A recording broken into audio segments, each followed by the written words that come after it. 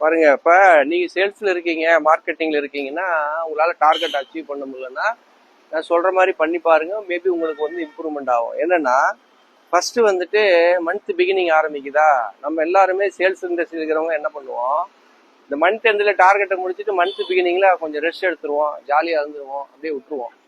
அதனுடைய விளைவு என்ன ஆகும்னா, நம்ம வந்து மார்க்கெட்ல போய் ஃபர்ஸ்ட் வீக்ல கஸ்டமரை ப்ராஸ்பெக்டிங் இன்விடேஷன் நம்ம பண்ணணும், மக்களை ரீச் பண்ணணும். அதுல இருந்து என்கொயரி வர வர வர வர செகண்ட் வீக்ல நம்ம வந்து வாக்கின் வரும். வரவங்களுக்கு நம்ம ப்ரெசன்டேஷன் பண்ணி கன்வர்ஷன் பண்றது, அதுக்கு வந்து ஃபாலோ பண்ணணும். ஒரு இதெல்லாம் வந்து இந்த ப்ராசஸ் வந்து இன்வைட் பண்றது, ப்ரெசென்ட் பண்றது, ஃபாலோ பண்றதுலாம் ஒரு 2-3 வாரம் இதுலயே போயிடும். ஸோ லாஸ்ட் வீக் தான் நமக்கு எல்லாமே கன்வர்ஷன் ஆகி க்ளோசிங் ஆகி சேல்ஸா வந்துட்டு வரும். ஸோ இதுதான் ப்ராசஸ். அண்ணா இந்தாங்கண்ணா, ஏதாவது பார்ட் டைமா உங்களுக்கு அல்லது ஃபேமிலியில யாருக்காவது ஏதாவது பிசினஸ் வாய்ப்பு அந்த மாதிரி தேவைப்பட்டா சொல்லுங்க. Right, okay.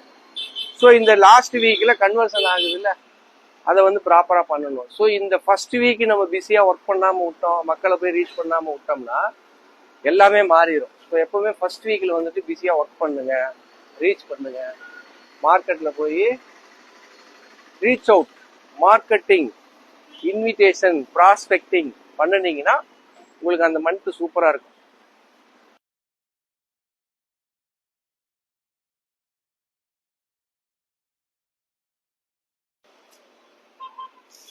₹6,500 தமிழ் கேள்விப்பட்டு தேவைப்பட்டா கால் பண்ணுங்க.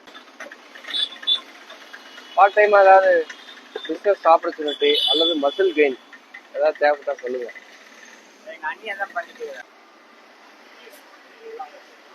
இங்கிலீஷா, ஹிந்தியா, தமிழா? ஹிந்தி. சர்வீஸா? ஏதாவது பார்ட் டைம் பிசினஸ் தேவைப்பட்டா சொல்லுங்க.